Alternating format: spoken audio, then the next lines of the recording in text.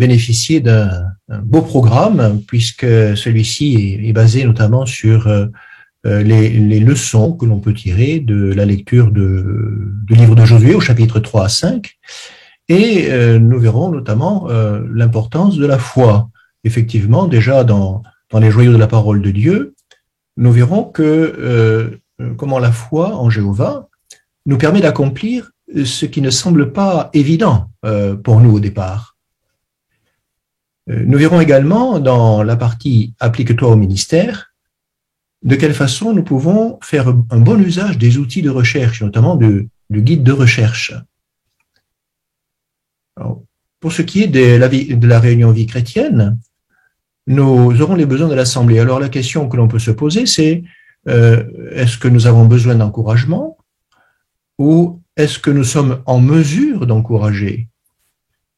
Et qui pouvons-nous encourager? Nous allons voir que grâce à la foi en Jéhovah, nous pouvons aussi faire ce que peut-être nous ne pensons pas être en mesure de faire. Et dans l'étude biblique de l'Assemblée, nous allons répondre à certaines questions, notamment qu'est-ce que la vision du temple enseignait aux Juifs contemporains d'Ézéchiel concernant les normes morales que Jéhovah fixe pour le culte pur. Donc, un beau programme que nous allons suivre avec intérêt. Alors, commençons par les joyaux de la parole de Dieu, avec le thème « Jéhovah bénit les actes de foi » et c'est notre frère Noël Giraud qui va nous le présenter.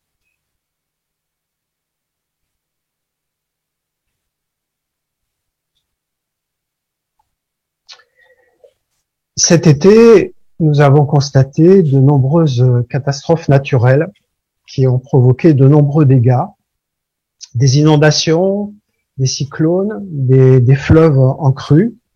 Et peut-être à la télévision, vous avez vu également des voitures emportées par le débit des eaux avec des conducteurs perdant la vie, ou alors des passants qui ont été effectivement pris par ces eaux si puissantes.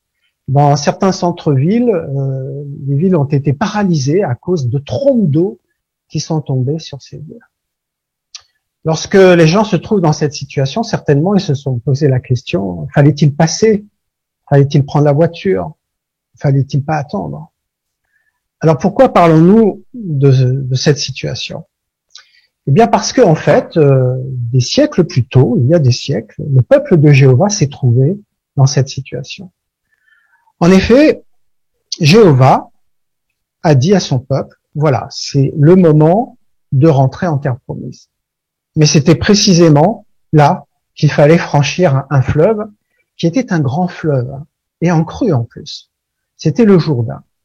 Alors, ce qu'il faut savoir, c'est que le Jourdain a une profondeur de 1 en 3 mètres, profondeur avec 27 à 30 mètres de large, mais au printemps, avec les pluies saisonnières, bien sûr, les précipitations, donc le débit augmente, le courant augmente, et c'est un fleuve qui peut être très dangereux. Donc c'est précisément dans ce contexte que Jéhovah demande à son peuple, eh bien, il faut traverser le peuple pour entrer en terre promise. On imagine peut-être ce que les prêtres ont pensé ou ce que les Juifs ont pensé. Est-ce que ces instructions étaient-elles vraiment raisonnables? Est-ce que c'était pas trop dangereux? Ne pourrait-on pas passer ailleurs, en amont ou en aval, ou attendre que le fleuve décroisse, soit en décrue, et peut-être attendre que ça soit moins dangereux. Alors qu'ont-ils fait? Eh bien, regardons ce que dit la Bible à ce sujet dans Josué chapitre 3 et le verset 12 et 13. Et nous allons voir cette première illustration. Alors c'est Josué qui parle, mais qui donne les instructions de Jéhovah, versets 12 et 13. Maintenant, choisissez 12 hommes parmi les tribus d'Israël, un homme pour chaque tribu. Dès que les prêtres qui portent l'arche de Jéhovah, le Seigneur de toute la terre, poseront la plante des pieds dans l'eau du Jourdain, l'eau sera retenue en amont, elle s'arrêtera et formera comme un barrage. Donc en fait, Jéhovah leur dit, eh bien, avancez dans ce fleuve et vous allez voir que je vais arrêter les eaux. Alors que s'est-il passé? Eh bien, nous allons voir la suite avec le verset 16 et 17. L'eau qui descendait d'Amon s'arrêta de couler. Elle s'éleva comme un barrage très loin de là, à Adam, la ville qui est près de Zartan, alors que celle qui descendait vers la mer de la Rama, la mer Salée, s'écoula. Le fleuve s'arrêta de couler et le peuple traversa. C'était en face de Jéricho.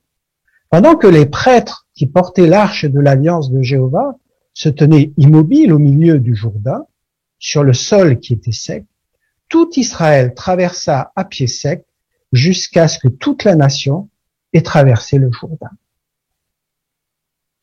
Donc en fait, ils ont obéi. Ils sont rentrés dans l'eau et Jéhovah a fait le fameux miracle. Vous avez noté, il a fait comme un barrage, il a arrêté l'eau pour que les prêtres, l'arche et le peuple passent donc à sec, traverser ce fleuve.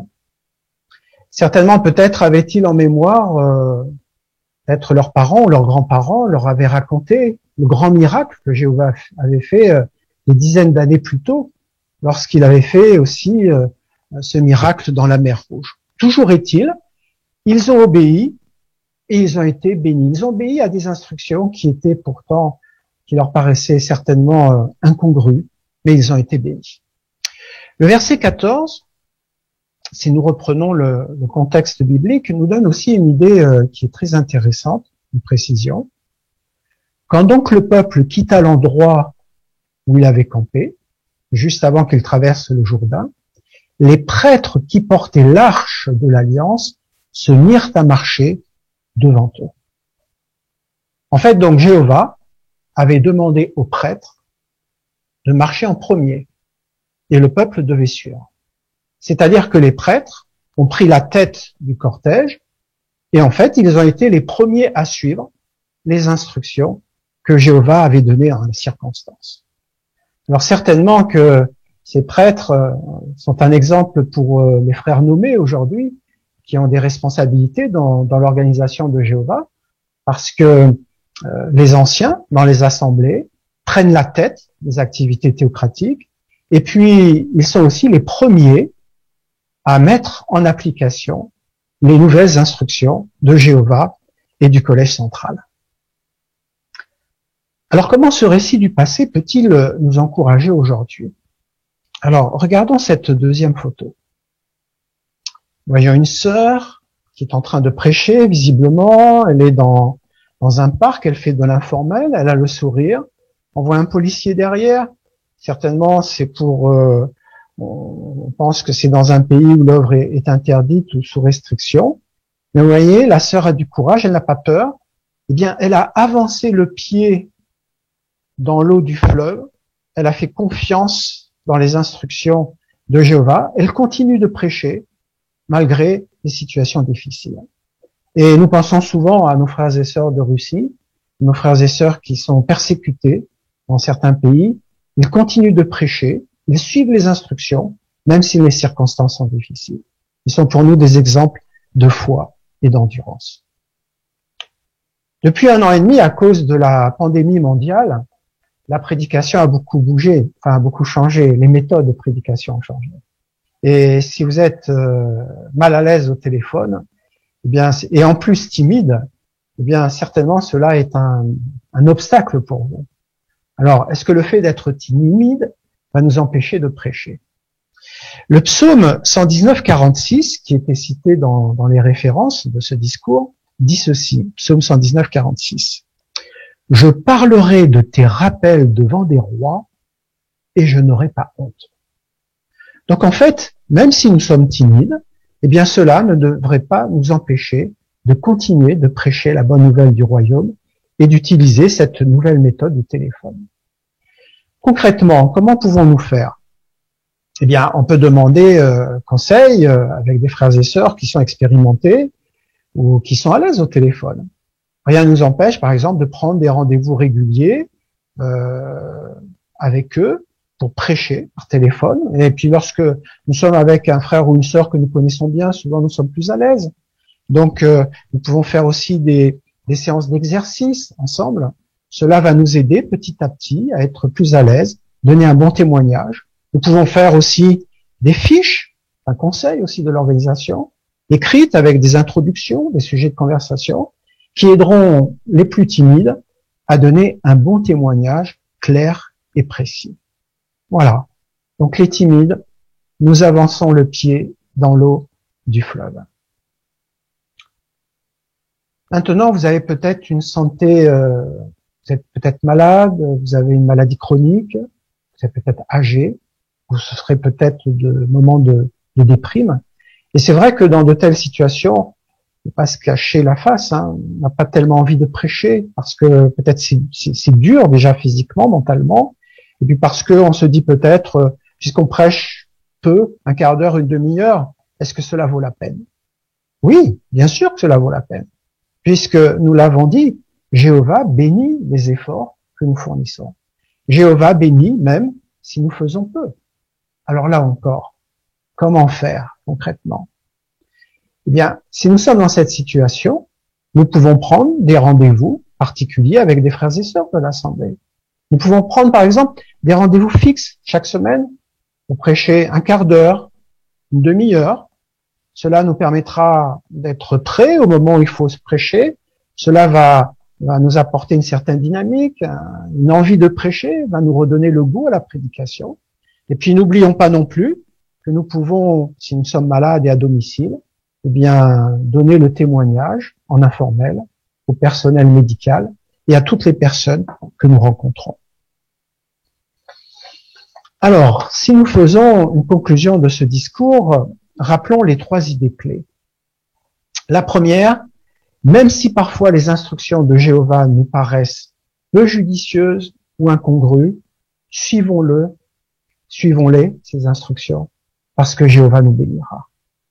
La deuxième idée, les responsables dans l'organisation, ou les anciens dans les assemblées, sont les premiers à prendre la tête et à suivre les instructions du collège central et de Jéhovah. Et enfin, la troisième idée, la plus importante, c'est que Jéhovah bénit les efforts que nous faisons.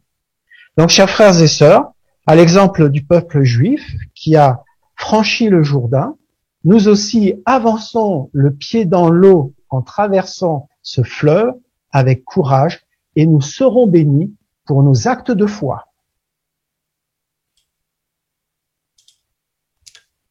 Bien, merci Noël pour ce discours stimulant. Nous sommes prêts à nous lancer pour suivre les directives de Jéhovah. Alors vous avez certainement trouvé de belles perles spirituelles dans la lecture des 3 chapitres de cette semaine. Eh bien, vous allez certainement les partager avec nous et c'est notre frère Harry Houken qui va présider cette partie.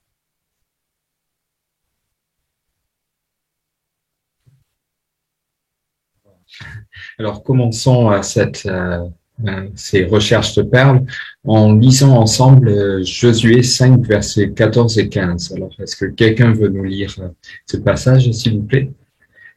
On va demander à famille Pivotal, s'il vous plaît. L'homme lui répondit, « Je suis venu en qualité de prince de l'armée de Jéhovah. » Alors Josué se mit à genoux devant lui, se prosterna face contre terre et lui dit, « Ô mon Seigneur, qu'as-tu à me dire ?» Le prince de l'armée de Jéhovah répondit à Josué, « Enlève tes sandales, car l'endroit où tu te trouves est saint. » Aussitôt, Josué enleva ses sandales. Très bien, merci beaucoup pour ta bonne lecture, sœur Epina. Alors la question qui est proposée, c'est, d'après ces versets, qui est vraisemblablement le chef de l'armée de Jéhovah? On va commencer par la famille Saint-Aignan, s'il vous plaît. C'est Jésus-Christ qui est à côté du serviteur de Dieu dans les guerres spirituelles. Très bien, merci beaucoup pour cette bonne réponse. Famille Naïbo, s'il vous plaît. Et dans sa position au ciel, il s'appelle Michel. On l'appelle l'archange, mot qui signifie ange en chef, ange principal. Et ce terme n'existe qu'au singulier dans la Bible. Donc ça laisse supposer du coup que Dieu n'a désigné qu'un seul chef de l'armée angélique. Très bien, tout à fait. Merci pour ces précisions-là. pourquoi est-ce que c'est encourageant pour nous aujourd'hui de savoir que c'est lui qui est le prince de l'armée de Jéhovah? Alors, famille Bima, s'il vous plaît. C'est très encourageant parce qu'en fait, il est aujourd'hui Jésus roi dans les cieux en 1914. Et cette position-là, c'est intéressant parce qu'il est avec nous, nous qui accomplissons l'œuvre la plus importante aujourd'hui. Il est avec nous aussi dans cette guerre spirituelle. Très bien. Merci beaucoup pour cette réponse. C'est vrai que c'est très encourageant. Alors, continuons maintenant avec la deuxième question. Quelle perle spirituelle as-tu tiré de la lecture de la Bible de cette semaine en rapport avec Jéhovah, la prédication ou un autre sujet? Là, beaucoup de mains se lèvent, donc félicitations. On va commencer par sœur Tukoulé, s'il te plaît. Bien, la lecture de cette semaine a renforcé ma foi en ce sens qu'elle m'a donné un modèle d'obéissance pour le jour de Jéhovah qui sera bientôt là. En effet, malgré le fait que traverser des eaux déchaînées pouvait paraître impossible, ils ont finalement fait entièrement confiance à Jéhovah et ils ont eu raison. Et ça me fait penser que nous aussi, le moment viendra où nous recevrons peut-être des instructions qui nous paraîtront compliquées, voire impossibles ou incroyables. Mais en se rappelant de cette lecture, nous aurons confiance nous aussi et on suivra les instructions de Jéhovah sans hésitation. Très vrai, merci beaucoup. Il faut juste qu'on obéisse et tout ira bien. Alors, sœur Mylène Janvion, s'il te plaît. Oui, Jéhovah fait des choses prodigieuses. Après l'épisode de la mer Rouge, encore, il fait un miracle avec cette fois-ci le Jourdain. Et un autre miracle, c'est que Jéhovah permettra que son peuple traverse la grande tribulation, sains et saufs. Parmi ceux-ci, on compte les étudiants de la Bible qui ont appliqué ce qu'ils ont appris en vouant leur vie à Jéhovah et en se faisant baptiser. Très bien, merci pour cette réponse encourageante, Mylène. Maintenant, on va demander à famille Tavenas, s'il vous plaît. Chapitre 5, verset 12, Jéhovah fait cesser le miracle de la manne dès que les Israélites ont accès aux fruits du pays. On pourrait tirer peut-être plusieurs leçons, comme rappeler que Jéhovah fait un usage mesuré de son Esprit Saint. Il est économe, mais à la fois aussi généreux quand c'est nécessaire, comme lorsqu'il s'agit par exemple de soutenir ses serviteurs qui endurent des épreuves, comme les coups, la prison, et également d'autres difficultés. Il donne juste ce qu'il faut, l'Esprit Saint, pour faire face aux épreuves, et lorsqu'elles sont finies, bien souvent, les frères et sœurs qui ont reçu son aide, bien reconnaissent que l'aide de Jéhovah était vraiment là en temps voulu. Et finalement, sans cet Esprit Saint, ils n'auraient jamais tenu dans cette épreuve. Très bien, très bonne application, merci.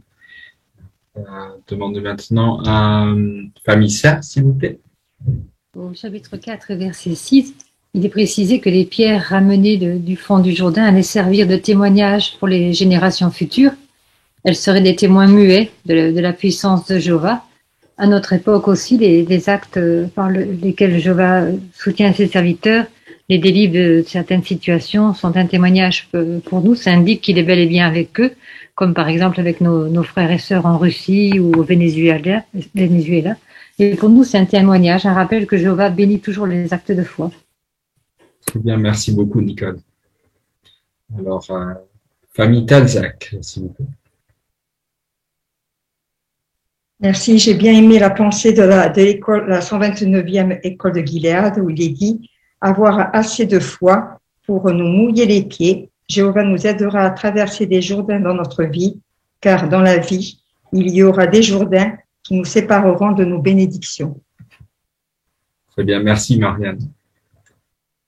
S'il te plaît, sœur Virginie Joando.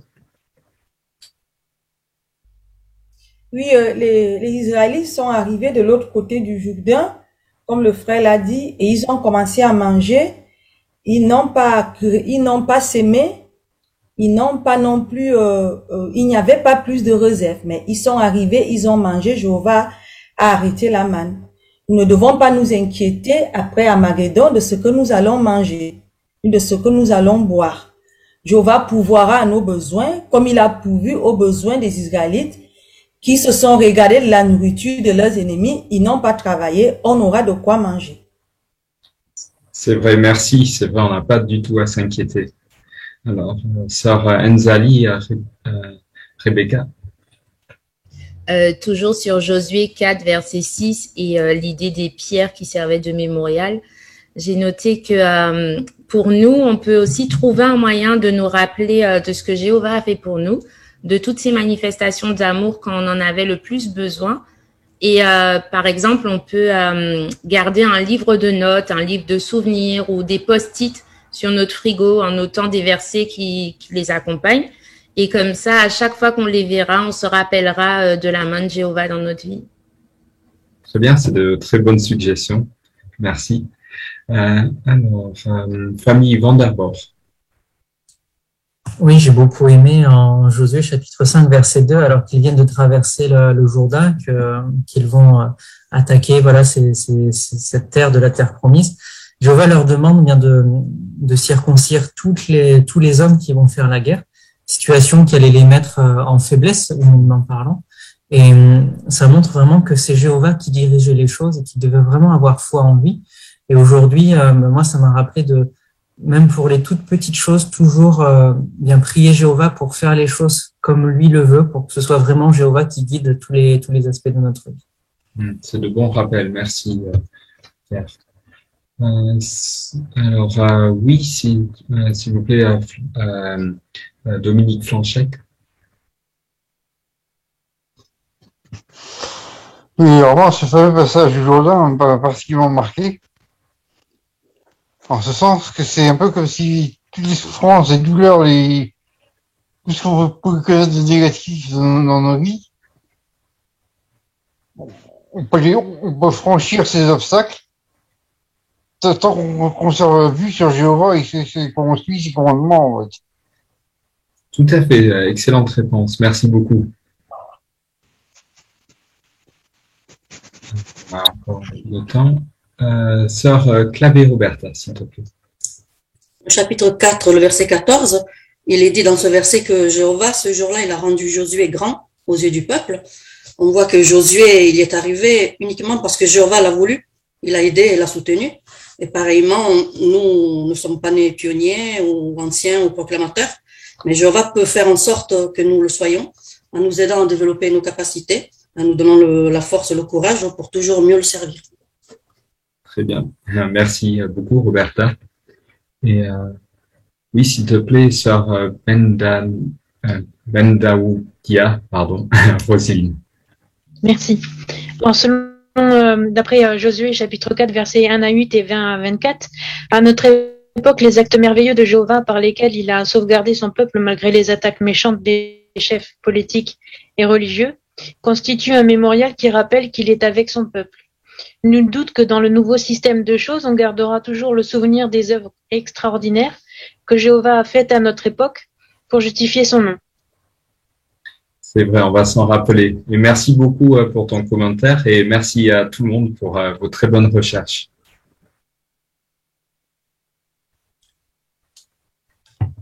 Merci beaucoup, Harry, et à vous tous pour vos excellents commentaires. C'est toujours très riche, ces perles spirituelles.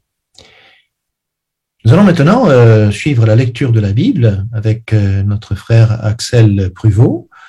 C'est dans le livre de Josué au chapitre 3, les 13 premiers versets. Et nous t'écoutons, Axel.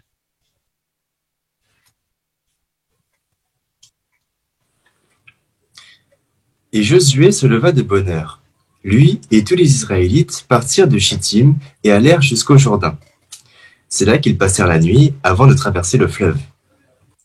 Au bout de 3 jours, les préposés du peuple passèrent dans tout le camp et donnèrent cet ordre au peuple. Dès que vous verrez l'arche de l'alliance de Jéhovah, votre Dieu, portée par les prêtres lévites, vous quitterez l'endroit où vous êtes et vous la suivrez. Mais vous resterez à une distance d'environ 2000 coudées de l'arche. Ne vous en approchez pas plus. Ainsi vous saurez par quel chemin aller, car c'est un chemin que vous n'avez jamais emprunté avant. Alors Josué dit au peuple, « Purifiez-vous, car demain Jéhovah fera des choses prodigieuses parmi vous. » Puis Josué dit aux prêtres, « Prenez l'arche de l'alliance et passez devant le peuple. » Ils prirent donc l'arche de l'Alliance et marchèrent devant le peuple. Alors Jéhovah dit à Josué, « Aujourd'hui, je vais commencer à te rendre grand aux yeux de tout Israël, pour qu'ils sachent que je serai avec toi comme j'ai été avec Moïse. Voici l'ordre que tu donneras aux prêtres qui portent l'arche de l'Alliance. Quand vous atteindrez la rive du Jourdain, avancez dans l'eau et arrêtez-vous. » Et Josué dit aux Israélites, « Approchez-vous de moi et écoutez les paroles de Jéhovah votre Dieu. » Puis Josué dit, « Voici comment vous saurez qu'un Dieu vivant est parmi vous, et qu'il ne manquera pas de chasser du pays des Cananéens, les Hittites, les Hivites, les Périzites, les Girgashites, les Amorites et les Jébuséens. Voyez, l'arche de l'alliance du Seigneur de toute la terre va passer en avant de vous dans le Jourdain. Maintenant, choisissez 12 hommes parmi les tribus d'Israël, un homme pour chaque tribu. Dès que les prêtres qui portent l'arche de Jéhovah, le Seigneur de toute la terre, poseront la plante des pieds dans l'eau du Jourdain, l'eau sera retenue en amont. Elle s'arrêtera et formera comme un barrage.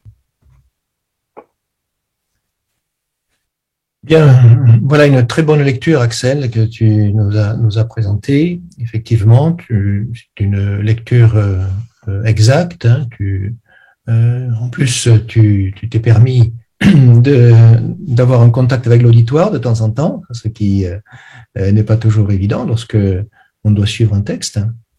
Très bien. Alors, tu avais à travailler la modulation.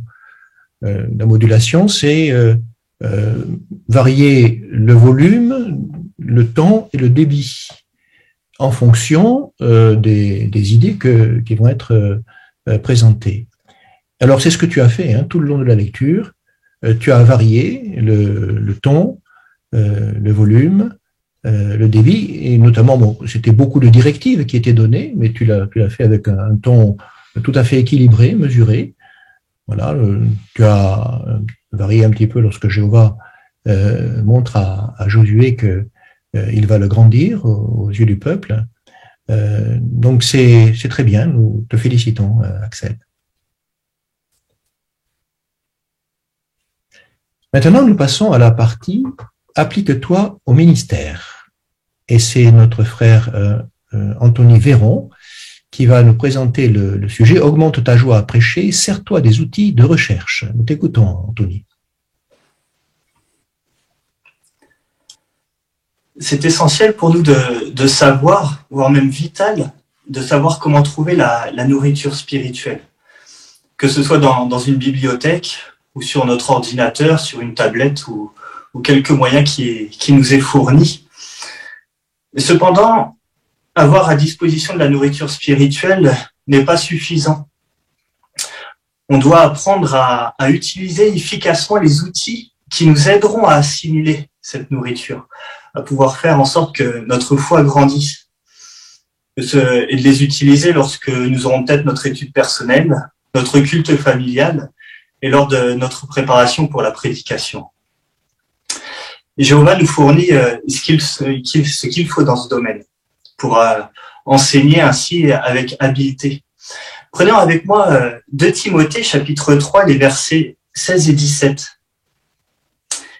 Il est dit dans ce passage, « Toute l'écriture est inspirée de Dieu et utile pour enseigner, pour réprimander, pour redresser les choses, pour former à une conduite juste, pour que l'homme de Dieu soit pleinement qualifié, parfaitement équipé pour toute œuvre bonne. » Alors la parole de Dieu, sa parole, la Bible, est cet outil principal qui nous aide à enseigner les vérités sur Dieu, sur Christ et sur son royaume.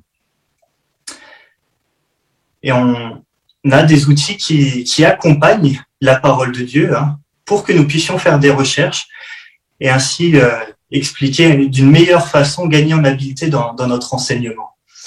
On peut le voir dans notre cahier de vie et ministère, les outils qui nous sont donnés, que ce soit Watchtower Library, l'application JW Library, la bibliothèque en ligne, mais aussi le guide de recherche pour les témoins de Jéhovah. Des outils vraiment remarquables qui regroupent une source innombrable d'articles et qui nous aident à répondre à de nombreux sujets. Et Jéhovah veut que l'on utilise efficacement ces outils pour que le passage de Proverbes chapitre 22, le verset 29, s'applique à nous. Prenons ensemble ce passage, Proverbes chapitre 22 et le verset 29. Il est dit, « As-tu vu un homme habile dans son travail? Il se tiendra devant des rois. Il ne se tiendra pas devant des hommes ordinaires. » Voilà ce que nous voulons, hein. Devenir habile, être des hommes habiles pour nous tenir devant Jéhovah, devant Jésus, dans notre manière d'enseigner. Voyons comment Nita s'y prend pour améliorer sa façon d'enseigner et répondre aussi à une question que Jade peut lui poser. Et on discutera ensuite de cette vidéo. Devenir l'ami de Dieu. Ouais, je pense pas que ce soit pour moi. Tu veux dire l'amitié? Nous, on est bien devenus des amis. Toi, je te vois de mes yeux. Mais Dieu, mon ami? T'es sérieuse? Tu peux voir ce qu'il a créé. Qu'est-ce que la création t'apprend? Très peu de choses. Je sais juste que si on n'évolue pas, notre espèce finira bientôt par s'éteindre. C'est pas ça qui va m'aider. Mais je suis pas en train de te parler de l'évolution. Je te parle des choses que Jéhovah a créées. Mais qu'est-ce que tu imagines, Nita? Tu crois que là-haut, Dieu a un atelier où il fabrique toutes les choses? Dans le monde réel, les choses évoluent. C'est le hasard. Je vois pas ce que ça m'apprend sur Dieu. Je n'ai pas su quoi répondre. L'évolution, c'est pas ma tasse de thé. J'avais besoin d'aide.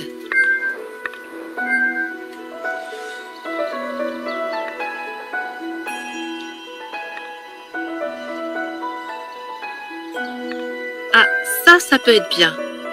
Beaucoup de ceux qui croient à l'évolution, vie apparue au bord d'une cuvette de marée, composés chimiques spontanément assemblés. Trop compliqué. Ah, ça c'est pas mal. Que révèlent les faits? Pour qu'une cellule survive, ADN, ARN, composés chimiques inanimés, probabilité. Je ne crois pas que ce soit ça dont Jade a besoin. Son souci, c'est qu'elle ne pense pas qu'on puisse devenir l'ami de quelqu'un qu'on ne voit pas. C'est sur cette idée que je dois faire des recherches.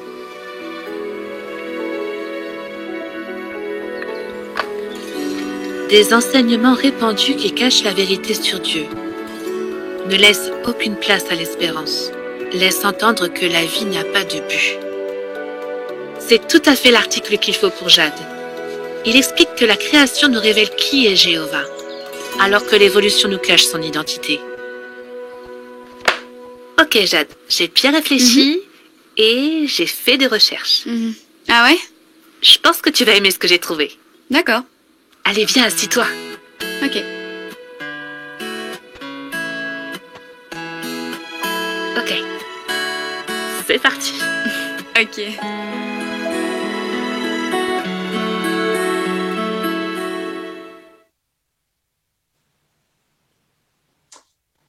Voilà, donc on va pouvoir discuter avec les 4 questions qui nous sont proposées. Je vais demander votre participation. Quelle objection Jade a-t-elle soulevée concernant la création?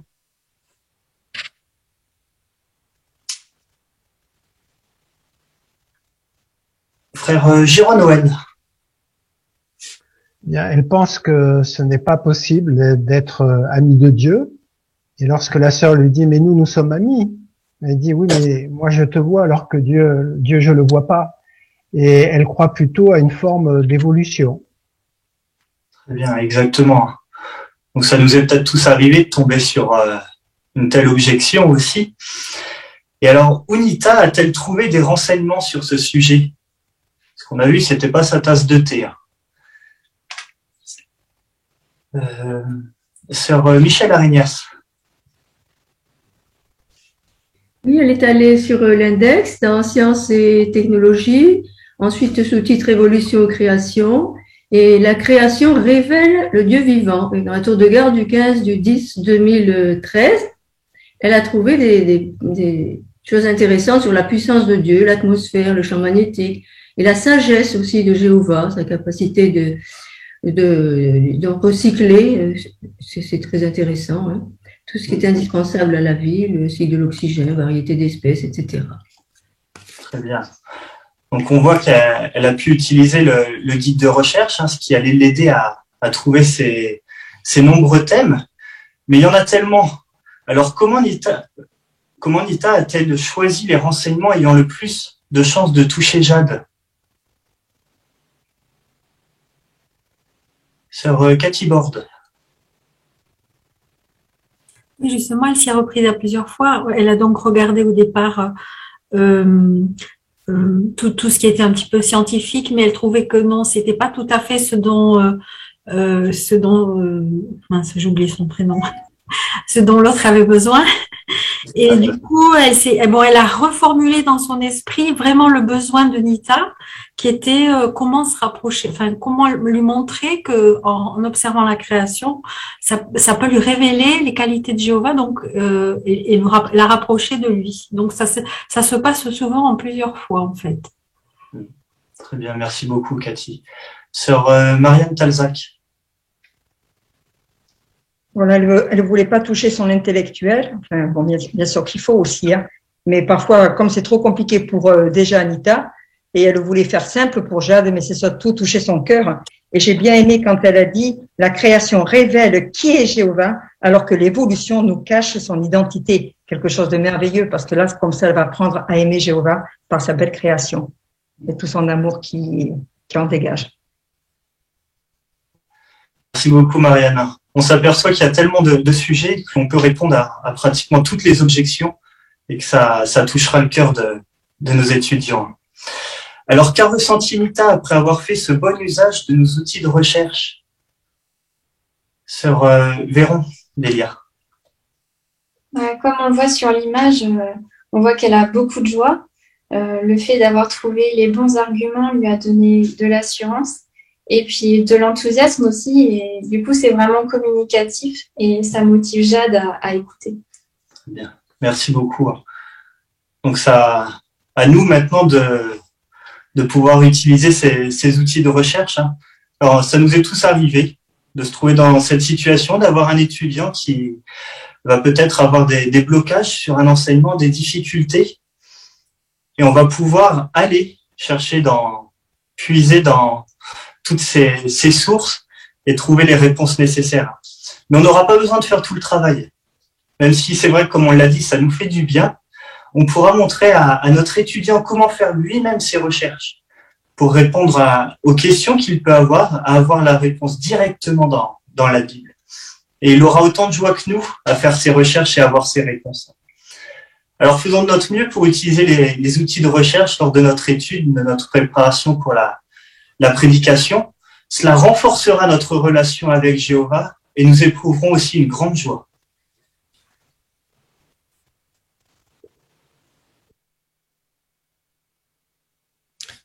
Bien, merci Anthony pour cet exposé qui nous encourage. Nous sommes vraiment désireux de nous familiariser avec ces outils particulièrement utiles pour nous. Alors maintenant, nous allons suivre le cours biblique qui est basé sur le tout début de notre brochure ou livre Vivez pour toujours. Et c'est notre sœur Raïssa Naïbo, accompagnée de sœur Elisabeth Rodriguez, qui vont présenter ce sujet. J'ai un souci avec ma vidéo, pardon. Hop. Ah, merci. Alors Lisa, peux-tu lire l'introduction, s'il te plaît, de la leçon? Oui.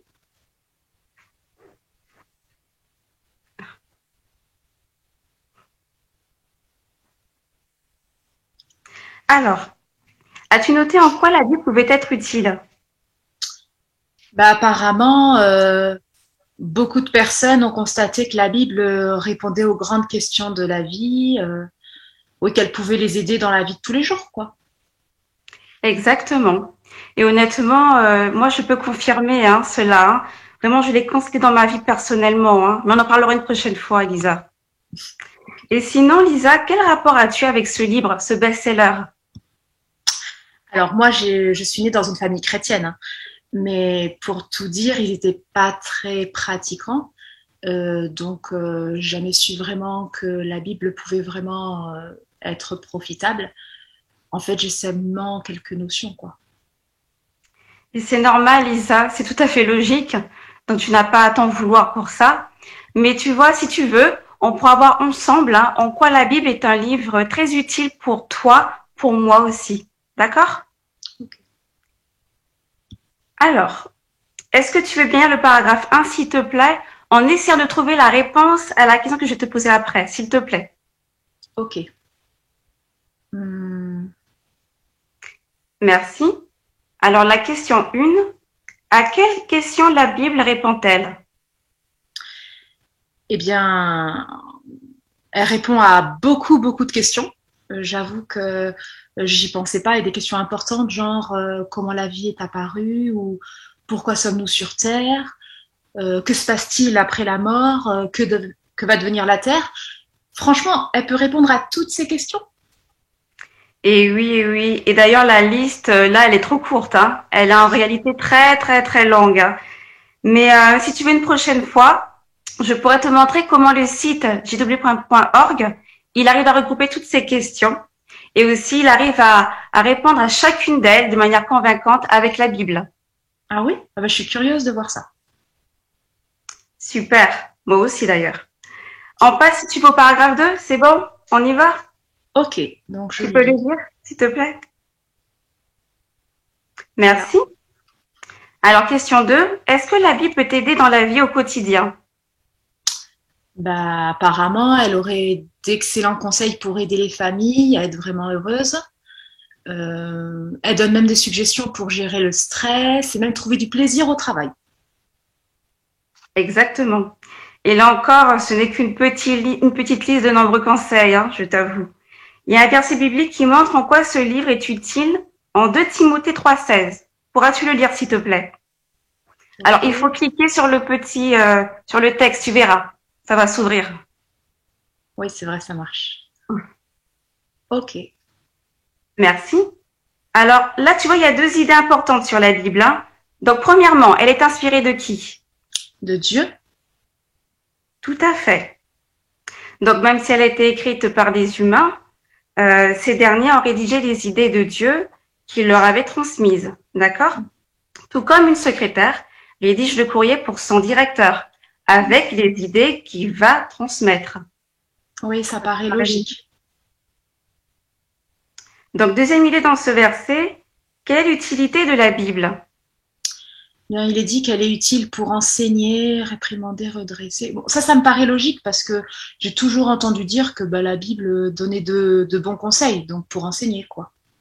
Tout à fait. Et tu vois, Lisa, la Bible est comme un miroir qui va t'aider à repérer et aussi corriger tes défauts pour faire ressortir tes belles qualités et aussi les faire travailler d'autres qualités aussi. Mais bon, c'est si et seulement si tu la lis régulièrement. Bah dis donc, j'avoue que j'avais jamais vu la Bible comme ça. Bah, j'ai hâte d'en savoir un peu plus. Bon, on le fera avec plaisir en tout cas. Sinon, Lisa, quand on réfléchit bien, est-ce que tu devrais être surprise que les conseils de Dieu soient parfaitement adaptés à nos besoins humains? Je sais pas trop. Ok. Alors, d'après toi, d'après la Bible, je dirais même, qui c'est qui nous a créés? Ah oui, oui, c'est Dieu. Exactement. En fait, comme ton papa, c'est notre papa, hein, Dieu. Hein. Donc, il nous connaît mieux que quiconque. Il connaît forcément mieux que quiconque nos besoins aussi. Donc, il est mieux placé pour nous conseiller. Wow, ben, franchement, j'avais jamais vu ça comme ça. Si tu veux, Lisa, la prochaine fois, on pourra voir ensemble des petites astuces pour que tu puisses prendre plaisir à lire la Bible. Et aussi, on verra des petites vidéos avec des interviews qui montrent comment des personnes ont pu être aidées par la Bible. Ça te va? Bah, ok. Ah oui, j'aime bien les vidéos, donc ok. Super, à la prochaine. À la prochaine.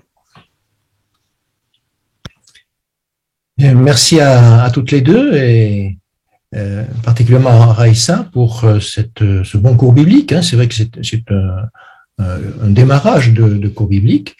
Et tu avais travaillé le point, la conviction. Alors, il est vrai que dans un cours biblique, l'enseignant pose des questions et c'est l'étudiant qui répond, mais malgré tout, tu as su, dès le départ, montrer à quel point ce que vous alliez examiner t'a particulièrement touché. Tu as su communiquer cette conviction et tout au long de l'étude, montrant que non seulement tu crois fermement à la vérité, comme le dit notre brochure sur l'enseignement, et que tu as fait passer cette idée que les idées sont vraiment importantes et intéressantes. Nous te remercions, nous vous remercions à toutes les deux.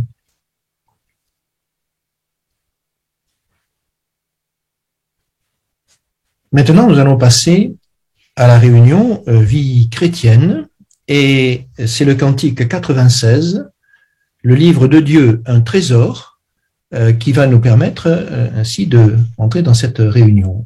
Cantique 96.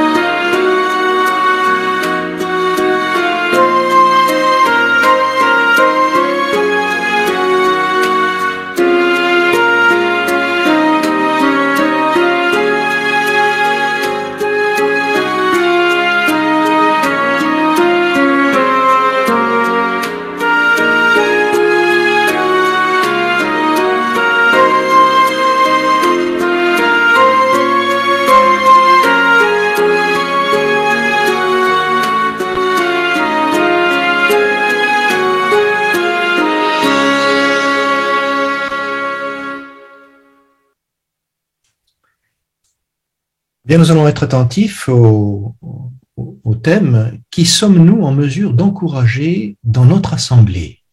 Écoutons notre frère Kevin Ougar qui s'est préparé pour le présenter.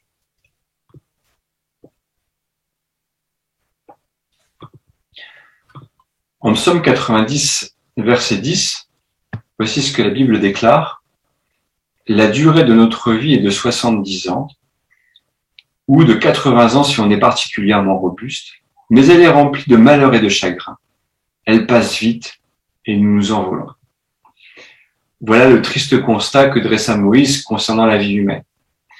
Et ces paroles bien trouvent aussi un écho particulier alors que sévit à l'heure actuelle la pandémie de Covid-19. Dans ce contexte de pandémie, où beaucoup de personnes se sentent seules, se sentent mal dans leur peau. Pour exemple, en France, les études disponibles montrent que le sentiment de solitude et le mal-être augmentent au sein de la population. une étude Ipsos révèle que 20% des Français ont le sentiment d'être seuls. Alors, c'était le cas en 2020 contre seulement 13% en 2018. Et selon cette même étude, 63% des individus qui affirment se sentir seuls, bien sûr, ces 63% ont eu des pensées suicidaires.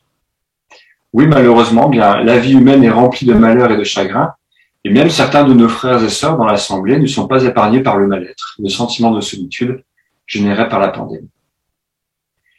Alors, dans ce contexte, qui sommes-nous en mesure d'encourager dans l'Assemblée paraît une question évidente. Alors, on pense forcément à ceux qui se trouvent isolés en raison de leur âge. C'est peut-être la première idée qui vous est venue à l'esprit. Et dans ce domaine, eh bien, on en profite pour vous féliciter.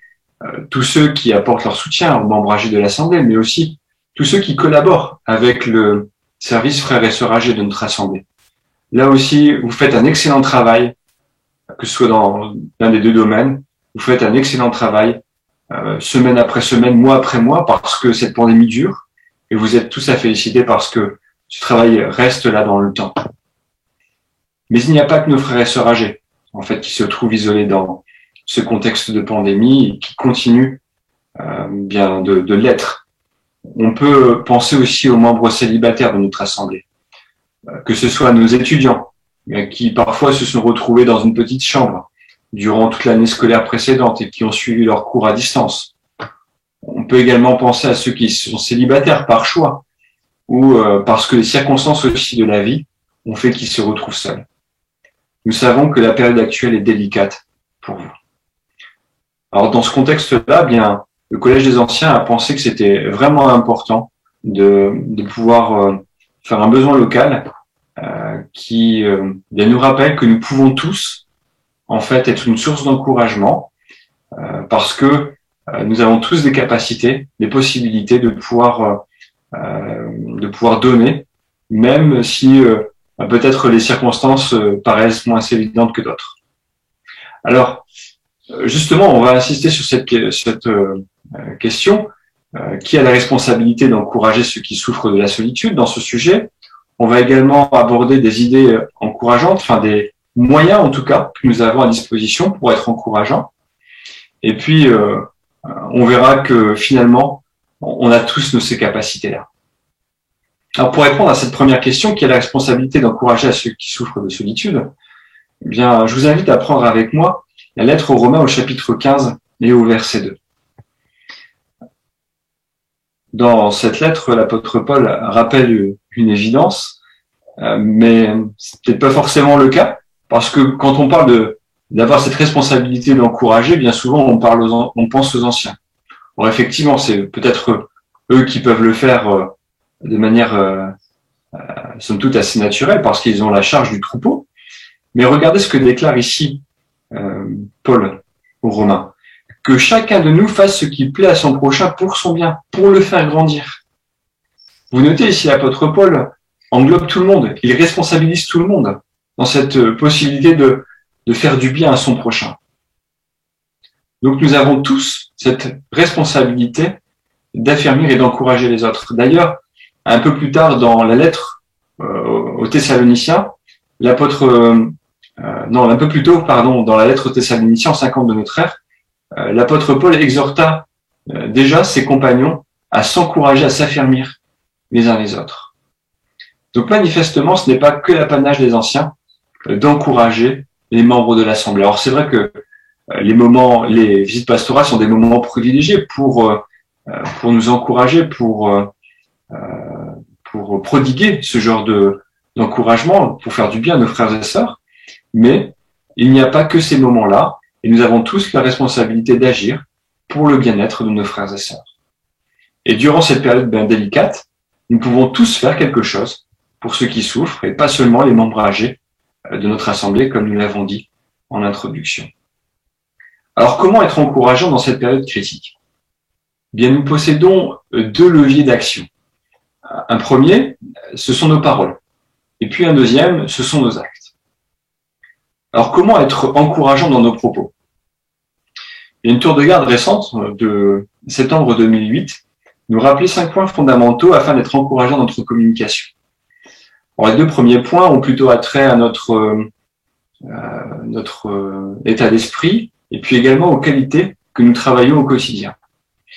D'abord, parlons de notre état d'esprit. Il faut être réaliste avec nos frères et sœurs. Ils ne sont pas parfaits, alors n'attendons pas d'eux la perfection. De plus, Jéhovah n'attend pas d'eux non plus l'impossible. Alors qui sommes-nous pour être plus juste que Jéhovah et puis exiger d'eux ce qu'ils ne peuvent pas donner? Et en plus, on risque d'être déçus si on raisonne de cette façon. Parce qu'on va placer la barre trop haute et puis on verra que nos compagnons sont incapables de donner ce qu'ils ne peuvent pas donner. Alors ça, c'est un premier point. Et puis un autre point important, c'est nous pouvons aussi travailler des qualités telles que la douceur et la tendresse dans nos rapports aux autres en général. Parce que lorsque des moments beaucoup plus délicats vont arriver, tels que ce que nous connaissons à l'heure actuelle, eh bien, c'est plus naturel de faire preuve d'empathie, de faire preuve aussi de tendresse, de compassion vis-à-vis de nos frères et sœurs si, de prime abord, eh bien, nous travaillons notre tendresse et notre douceur. Donc voilà, ça c'était d'abord d'un point de vue général. Et puis d'un point de vue plus spécifique, lorsqu'il y a des moments de pic, comme nous connaissons à l'heure actuelle, il est important de réfléchir à ces conseils que la tour de garde nous donnait. D'abord, d'être prompt à écouter. Alors nous connaissons ce conseil parce que le disciple Jacques nous l'a donné. Il déclare qu'il faut être prompt à écouter et lent à parler. Et c'est particulièrement vrai lorsque des frères et sœurs ont le besoin d'expliquer des choses en détail, expliquer leur mal-être en détail. En prenant le temps de les écouter, et nous comprendrons beaucoup mieux ce qu'ils ressentent. Et puis en plus, nous ouvrons leur cœur lorsque nous aurons besoin et nous chercherons aussi à les affermir. Donc ce point est vraiment important, on le souligne à de nombreuses reprises, mais c'est particulièrement vrai là dans ce contexte de pandémie. Un autre point très important, c'est de ne pas faire de reproches. Alors c'est particulièrement vrai lorsque on sait que notre compagnon est déprimé à cause de la période actuelle. Que savons-nous de sa situation, de l'impact que la pandémie a réellement eu sur lui? Il peut très bien avoir développé une peur excessive d'attraper le virus. Le fait d'avoir été coupé aussi socialement des autres pendant de longs mois a peut-être aussi joué sur sa santé mentale, sur son moral. Et au lieu de lui dire, bien, allez, il faut pas te laisser aller, remue-toi, et de transposer aussi sa situation à la nôtre, eh bien, on devrait plutôt faire l'inverse, essayer de le rassurer et de lui faire sentir que nous essayons de vraiment comprendre sa situation. Voilà un point très important si nous voulons être une source d'encouragement. Et puis, il n'y a pas que se retenir de faire des reproches, nous pouvons aussi utiliser un outil très important, c'est la Bible. Bon, ce n'est pas une des nouvelles, je suis pas en train de vous faire une découverte, mais il est bon de rappeler ici que la parole de Dieu apaise nos cœurs et nos esprits. C'est comme si Jéhovah nous parlait lorsqu'on utilise la Bible. Alors, ce n'est pas forcément important d'utiliser la Bible textuellement, de sortir votre Bible, mais parfois une expression, juste une idée biblique, peut faire beaucoup de bien, apaiser notre compagnon et lui rappeler que la seule vraie source de consolation, c'est Jéhovah. Alors voilà, c'était 5 points très importants, mais qui nous permettent de vraiment être de vraies sources d'encouragement. Et notez que ces conseils remarquables restent valables quelle que soit la situation que notre compagnon rencontre ou quelles que soient les crises mondiales aussi que nous traversons. Évoquons à présent une autre façon où nous pouvons être encourageants à travers la crise sanitaire actuelle, ce sont nos actions. Alors, quelles actions pouvons-nous entreprendre pour nous encourager les uns les autres? Il y a un article récent de la Tour de Garde que nous avons étudié au mois de juin, intitulé « Avec Jéhovah, tu n'es jamais seul », nous donnait quelques pistes de réflexion. Elle nous rappelait que, quand la situation le permet, c'est le cas actuellement parce que le gouvernement, l'État n'a pas pris de mesures spéciales pour nous confiner, pour nous bloquer dans nos déplacements. Et il faut profiter de ces moments pour nous inviter les uns les autres, pour nous retrouver en compagnie fraternelle. Et dans ces moments-là, eh bien, pensons particulièrement à ceux qui sont isolés. Alors cela peut passer par une invitation à prendre un repas, à participer à un culte familial, à passer un moment récréatif ou encore à partir quelques jours, aussi en vacances avec nos frères et sœurs. Regardez aussi cette image qui apparaît à l'écran. Que voyez-vous? Vous voyez ici un père et puis sa fille tout simplement en train d'apporter des gâteaux à un membre un peu plus âgé, un membre isolé de l'Assemblée. Initiative qui va, certes, réclamer un peu de temps de préparation, mais qui, au final, va prendre peut-être que 15 minutes parce que on aura pensé à notre frère, on aura juste eu le temps de prendre la voiture et puis lui apporter ses gâteaux, et puis voilà, on aura discuté 5 minutes avec lui, et puis on aura eu le moment d'avoir un moment encourageant. Mais toutes ces petites marques d'attention bien font beaucoup de bien dans ces périodes bien délicates à vivre. Ces moments nous aident à garder notre équilibre autant pour ceux qui sont confinés chez eux, enfin qui restent chez eux, qui sont seuls, que pour ceux qui les préparent. Et puis, on peut aussi réfléchir à un autre conseil que notre responsable de circonscription nous avait donné lors de notre dernière visite. C'était de garder de bonnes habitudes de prêcher de 2 par 2. N'hésitons pas, par exemple, à prendre des rendez-vous avec nos frères et sœurs pour prêcher via Zoom avec eux. Des moments privilégiés avec eux favorisent des échanges constructifs et nous font beaucoup de bien. Voilà, c'était quelques idées que le Collège des Anciens souhaitait partager avec vous. Quelques rappels, parce que c'est des choses que nous savons tous, mais qui nous permettent de prendre la mesure des dommages collatéraux que nous vivons à cause de la crise sanitaire, et nous rappellent que nous avons tous des efforts à faire, nous pouvons tous le faire. Même des frères et sœurs célibataires ou qui sont seuls chez eux peuvent prendre l'initiative pour se retrouver avec d'autres, et là aussi, nous avons donc tous la possibilité de faire quelque chose. Comme Jéhovah et Jésus, chaque serviteur du vrai Dieu est précieux. Alors nous voulons aussi aimer nos frères et sœurs de la même manière que Jéhovah et Jésus les aiment, aussi profondément qu'eux, avec tendresse et avec compassion. Et comme le déclare la lettre aux Romains, chapitre 14, verset 9, nous voudrons poursuivre les choses qui bâtissent, qui favorisent la paix et celles par lesquelles nous nous faisons grandir les uns les autres.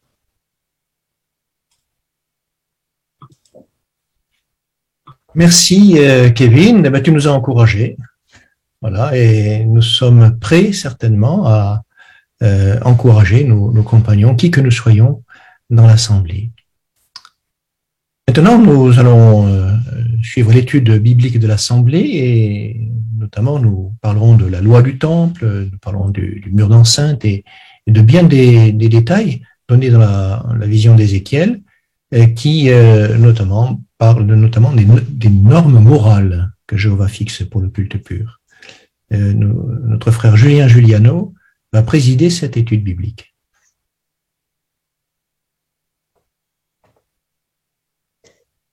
Effectivement, on entame le chapitre 14 et on continue, comme Jean-Louis l'a dit, à voir analyser le temple qu'a eu Ézéchiel en vision. Et qu'est-ce qu'on peut dire en introduction de ce chapitre? Rien, parce qu'il y a la vidéo qui est prévue pour ça, une vidéo qui va expliquer le but de ce chapitre 14. Donc soyez attentifs à cette vidéo et après on passera à l'examen des premiers paragraphes.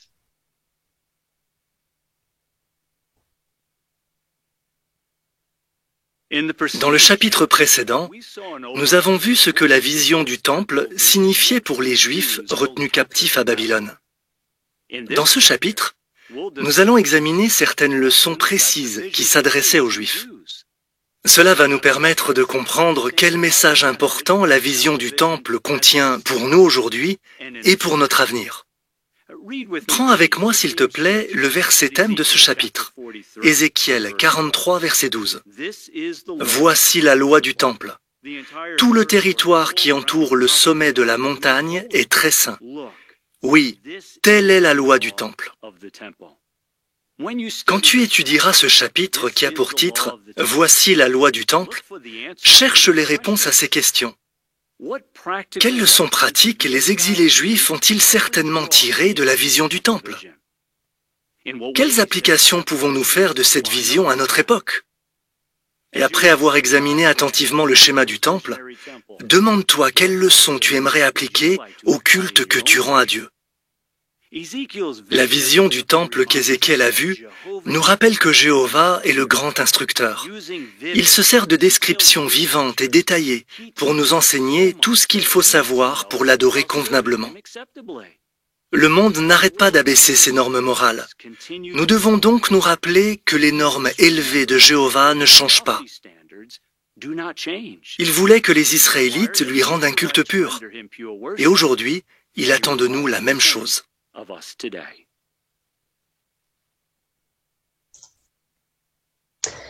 Donc voilà le but de ce chapitre 14.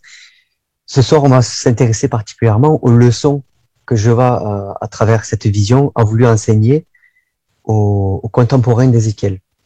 Donc on va commencer directement avec la lecture du paragraphe 1 et 2, s'il te plaît, frère Dufresne.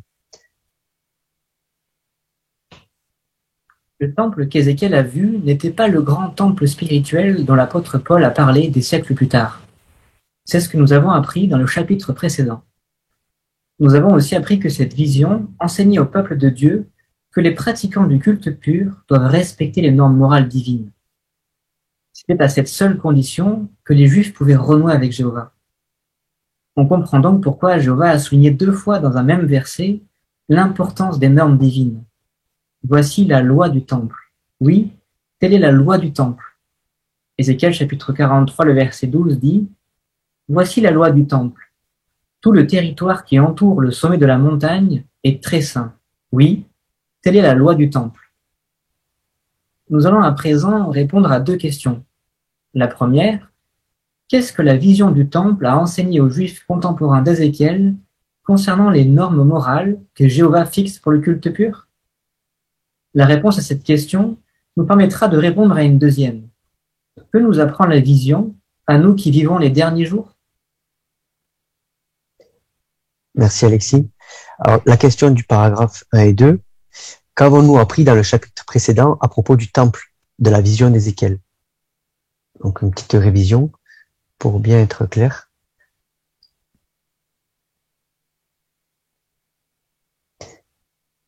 S'il te plaît, sœur Arénias, Michel.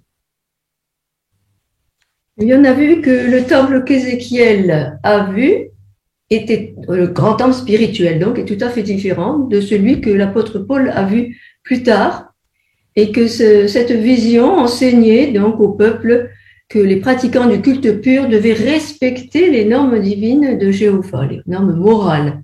D'abord, il répète 2 fois dans le verset 12 du chapitre 43, « Voici la loi du temple, telle est la loi du temple. » Donc, ces normes sont très importantes et il fallait qu'ils les respectent.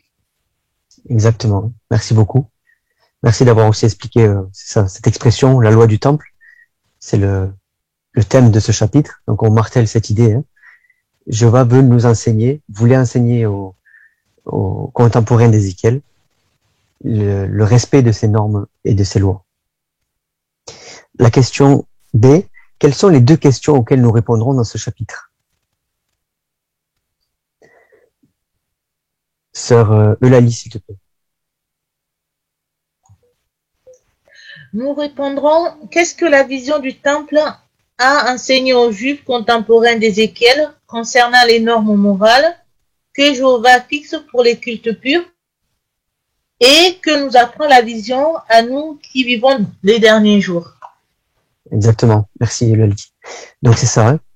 Ce soir, on va regarder quelques premiers éléments sur les leçons qui ont été enseignées aux contemporains d'Ézéchiel. Donc on peut rentrer dans le vif du sujet. Le sous-titre, c'est « Quelles leçons la vision a-t-elle enseigné aux contemporains d'Ézéchiel ?» On va commencer à regarder cette fameuse haute montagne avec le paragraphe 3, s'il te plaît, Alexis. Pour répondre à la première question, examinons quelques éléments marquants de la vision du temple. Commençons par la haute montagne. Les Juifs ont probablement fait un lien entre la montagne de la vision d'Ézéchiel et celle dont avait parlé Isaïe dans sa prophétie sur le rétablissement. Mais que pouvaient apprendre les Juifs du fait que la maison de Jéhovah soit sur une haute montagne? Que le culte pur devait être élevé au-dessus de toute autre chose.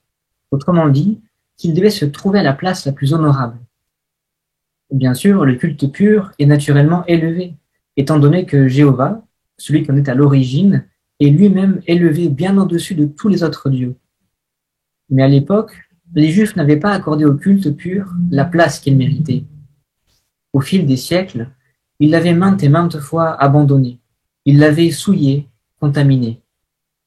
Par conséquent, quand les Juifs sincères ont vu la maison sacrée de Dieu à la place honorable qu'elle mérite, une position glorieuse et élevée, ils ont certainement eu honte de leur faute. Merci. Alors la question, le temple est situé sur une haute montagne.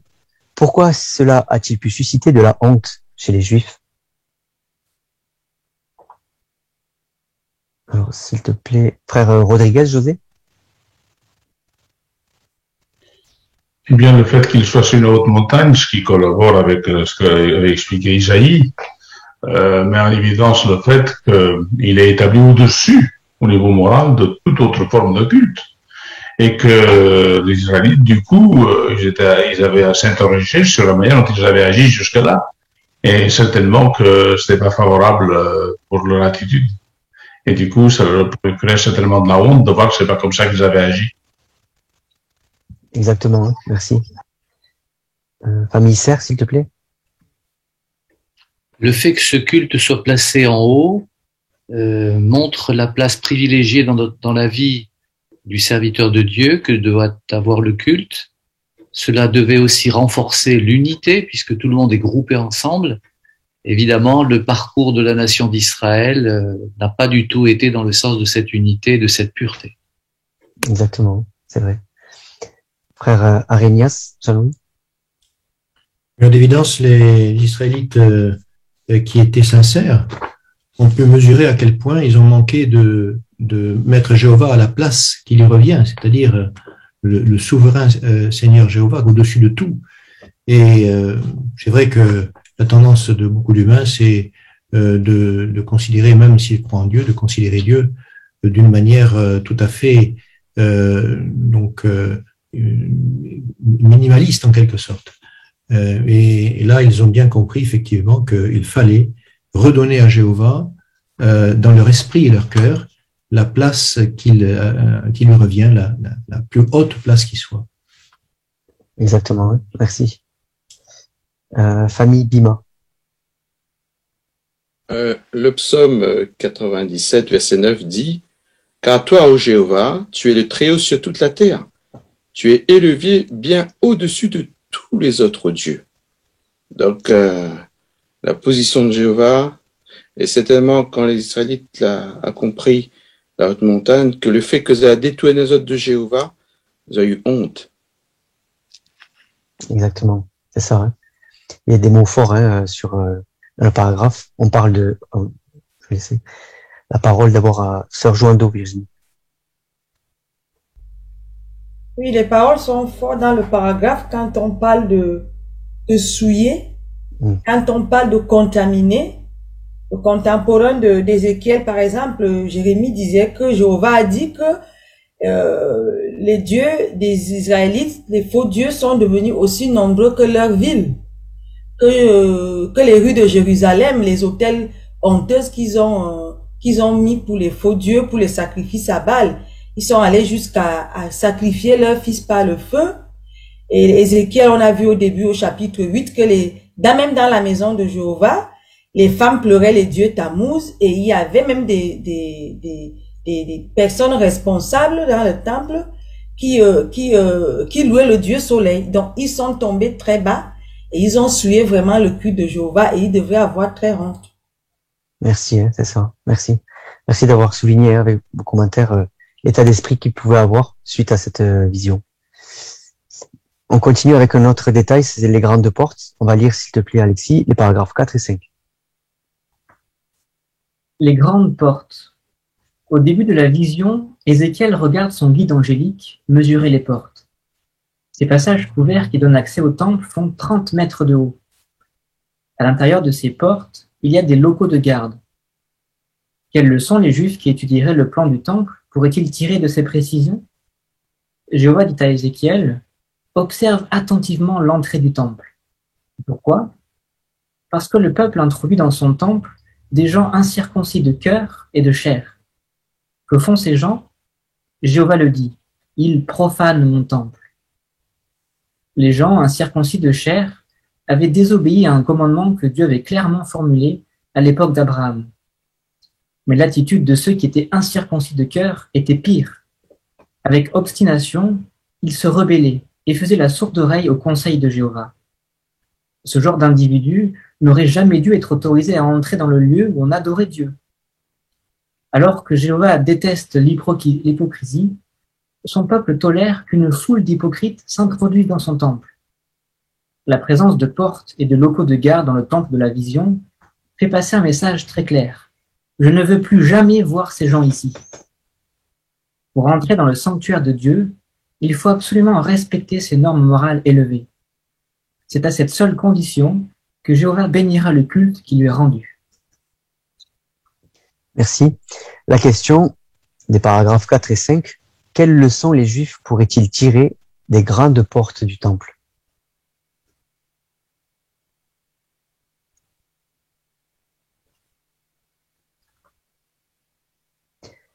Frère Dufresne, Alexis? Eh bien, les portes du temple étaient incroyablement hautes et la présence de locaux de garde montrait que l'accès était réservé et uniquement à ceux qui respectaient les normes de Jéhovah et donc qui s'efforçaient de lui plaire. Exactement. Merci.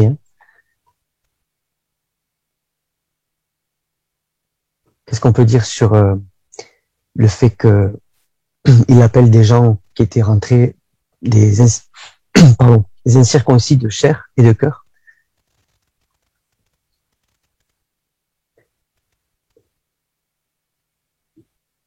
Famille Ougar, s'il te plaît. C'est intéressant que Jéhovah ici fasse la distinction entre les deux. D'une part parce que les incirconcis de chair n'avaient pas obéi à la loi qui était donnée à Abraham pour mettre à part le peuple qui était réservé pour Jéhovah. Et d'un autre côté, en plus, les incirconcis de cœur, ça voulait dire que ils voulaient absolument pas obéir aux normes de Jéhovah. Enfin, c'était que leur état d'esprit, leur cœur était tourné vers d'autres désirs, vers d'autres n'avaient pas de bons sentiments, en tout cas vis-à-vis de Jéhovah et du culte pur. Exactement, c'est vrai. Merci. Sœur Zali, Rebecca. Et puis, ils étaient aussi hypocrites dans la mesure où ils rejetaient les conseils de Jéhovah, ils ne le respectaient pas, mais ensuite ils venaient au temple. Et c'est pour ça que ce sas de contrôle avec les locaux de garde était important, parce que ça permettait justement de faire le tri et de mettre dehors tous ceux qui ne respectaient pas les normes de Jéhovah. Exactement, c'est ça.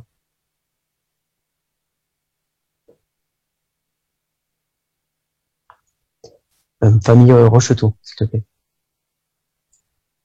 Jéhovah a toujours été, il le sera toujours, par rapport à ses normes morales. Il est intransigeant, il ne veut pas changer. Il a donné des consignes très claires à l'époque d'Israël et aujourd'hui c'est la même chose. Exactement, c'est ça. L'idée est bien martelée. Jéhovah, on le dit aussi, il déteste l'hypocrisie. Et, alors, juste pour bien comprendre le contexte, qu'est-ce qui pouvait pousser les Juifs, si finalement ils voulaient pas écouter Jéhovah, à quand même venir au temple? Qu'est-ce que vous en pensez?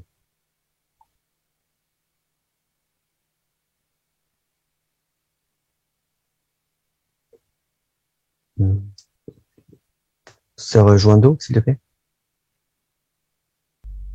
Il faut dire qu'en Israël, le temple était devenu un centre, comment on dit, qui reliait toute la vie sociale. Donc, ils pouvaient venir au temple pour faire, pour les intérêts autres que les intérêts de Jéhovah. Ils pouvaient venir aussi pour ce qui s'est passé à la longue, pour faire leur commerce ou pour leurs propres intérêts. Mais au fond, ils étaient au temple sans y être, sans venir pour Jéhovah. Et c'est ce que Jéhovah appelait l'hypocrisie, parce que ce sont eux en fait qui étaient perdants parce que Jéhovah voyait ce qu'ils faisaient. Exactement. Merci pour l'expression. ils étaient au temple sans y être. Famille Vanderborg? Oui, certains peut-être aussi pensaient pouvoir servir plusieurs dieux à la fois tout en servant Jéhovah, mais ils étaient quand même inexcusables parce que Jéhovah a toujours envoyé des prophètes, enfin le message a toujours été clair que Jéhovah réclame un attachement exclusif. C'est vrai, ouais. Exactement. On comprend, hein, il y avait toutes ces raisons. Peut-être, c'est ça, ils avaient perdu perdu de vue le respect du sacré pour mélanger le spirituel, le sacré avec les relations sociales et tout ça. Hein. C'est ça. On peut continuer en regardant le dernier élément pour ce soir. Ce sera le mur d'enceinte. Et on va lire le paragraphe 6 et 7, s'il te plaît, Alexis. Le mur d'enceinte. Le mur qui entoure la zone où se trouve le temple est un autre élément qui attire notre attention. Ézéchiel dit que chaque côté de l'enceinte faisait 500 roseaux de long, c'est-à-dire un peu plus de 1,5 km. Or, les bâtiments du temple et ses cours forment un carré de 500 coudées de côté, un peu moins de 260 mètres. Entre le temple et le mur d'enceinte, il y a donc un grand espace vide. À quoi sert-il? Jéhovah lui-même l'explique. Maintenant, qu'ils éloignent de moi leur prostitution spirituelle et les cadavres de leurs rois, et j'habiterai parmi eux pour toujours. L'expression « les cadavres de leurs rois » désigne vraisemblablement des idoles. Jéhovah a donc prévu ce grand espace vide autour du temple pour dire en quelque sorte « je ne veux plus voir ces saletés près de mon temple, jetez-les très loin ». Si ses serviteurs veillaient à la pureté de leur culte, Jéhovah les bénirait en habitant parmi eux pour toujours. Merci beaucoup, Alexis, pour ton excellente lecture. Je pose la question A, les paragraphes 6 et 7. À quoi sert l'espace vide entre le temple et le mur d'enceinte? Frère Nanterre, Livio. Oui, alors on a la réponse en Ézéchiel 43:9 où Jéhovah dit maintenant qu'ils éloignent de moi leur prostitution spirituelle et les cadavres de leur roi. Donc en fait, ce grand espace vide entre le temple et le peuple, c'était pour vraiment montrer au peuple qu'il voulait, pour dire en quelque sorte, restez loin de moi avec vos mauvaises pratiques. Je ne veux plus voir ces saletés, donc les idoles et les pratiques immondes qu'ils commettaient près de mon temple. Parce que, au contraire, si par contre ils commençaient à veiller à la pureté de leur culte, là, Jéhovah leur dit qu'il les bénirait en habitant parmi eux pour toujours. Donc l'espace vide, c'était vraiment pour maintenir la distance entre ce qu'ils leurs idoles immondes et son culte pur. Exactement, c'est ça. Merci. Hein. Frère Ali Fabien. Cela fait d'ailleurs écho avec un élément des passages du livre de Josué que nous avions à lire pour cette semaine, particulièrement en rapport avec la distance de 900 mètres que devait respecter la nation d'Israël avec l'arche portée par les Lévites. Donc ça rappelle bien que Jéhovah tient à ce que le culte pur et les éléments qui y sont associés soient saints, qu'ils soient séparés. Merci, hein. Merci, c'est intéressant hein, de voir cette distance qui est similaire, mais pour montrer la sainteté. Vous avez peut-être regardé la note, comment ça se passait avant, parce que là, Jéhovah, il met un écart de 1,5 km, mais comment ça se passait avant à Jérusalem, vous avez noté. Sœur Nzali, Rebecca. Eh bien, on voit qu'avant, il n'y avait qu'un mur entre le temple et les habitations, donc ils étaient vachement proches, collés en fait. Et donc, c'est comme si leurs impuretés éclaboussaient la maison de Jéhovah. Donc maintenant, avec cet espace, ça faisait justement une zone où ils pouvaient jeter toutes leurs impuretés, tous leurs cadavres, leurs saletés, sans que ça salisse le culte de Jéhovah. Exactement, hein, merci. Je n'ai pas précisé, mais c'était la question B. Hein. Donc, s'il y en a qui attendaient que je dise B, vous pouvez répondre. Donc, c'est ça. Hein. L'idée, on comprend le contraste qui est fait avec ce mur, c'est que comme à l'époque, ils étaient proches, là, je vois, il met dans la vision 1,5 km pour bien marquer cette séparation entre leurs actions et son culte pur. Exactement.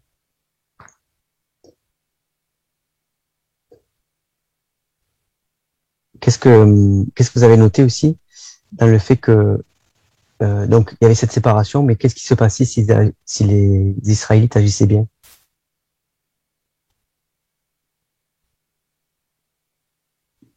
Le contraste qui est fait là aussi, hein. Frère Rodriguez José.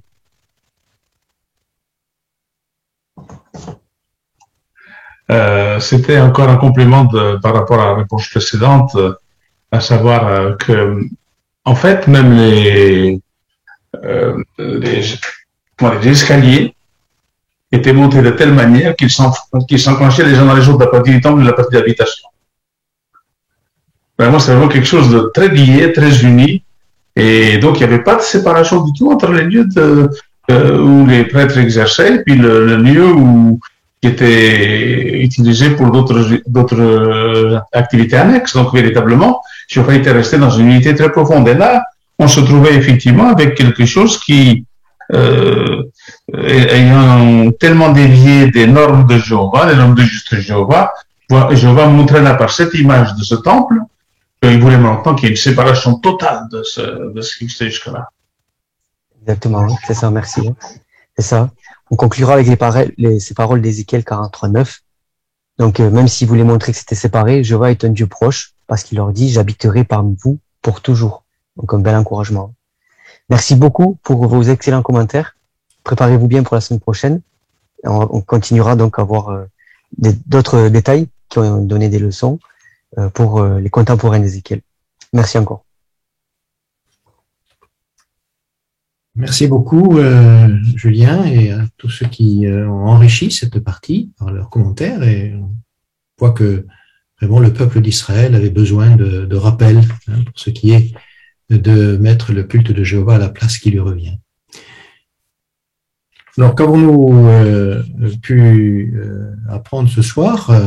Eh bien, on a pu notamment voir l'importance de la foi et que Jéhovah bénit les actes de foi. Et c'est vrai que nous pouvons, grâce à la foi en Jéhovah, réaliser des choses que nous pensons insurmontables peut-être. Nous avons vu notamment, pour ce qui est du témoignage informel, on a parlé aussi de l'utilisation des outils de recherche. On a vu également qu'il est possible bien d'être encourageant pour tous les membres de l'Assemblée. Bien, grâce à Jéhovah, bien, nous pouvons faire des choses formidables. Alors la semaine prochaine, nous allons mettre en évidence l'exemple d'Akan. Effectivement, cet exemple, c'est un exemple négatif, mais qui est très instructif. Montrer notamment que il est vraiment malheureux de perdre ses relations avec Jéhovah pour des choses qui sont vraiment sans valeur réellement. Et les conséquences tragiques qu'il y a lorsque on désobéit à Jéhovah. Nous verrons également dans l'étude biblique de l'Assemblée la suite de ce que nous venons de voir là ce soir, et notamment les bienfaits que les Israélites ont obtenus parce que ils ont accepté la discipline de Jéhovah. Et nous verrons en quoi cette vision du temple nous est bénéfique aujourd'hui.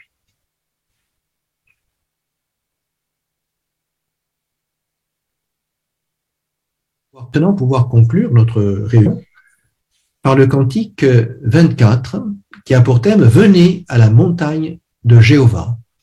Et ensuite, nous écouterons une prière que prononcera frère Kevin Ougar. Cantique 24.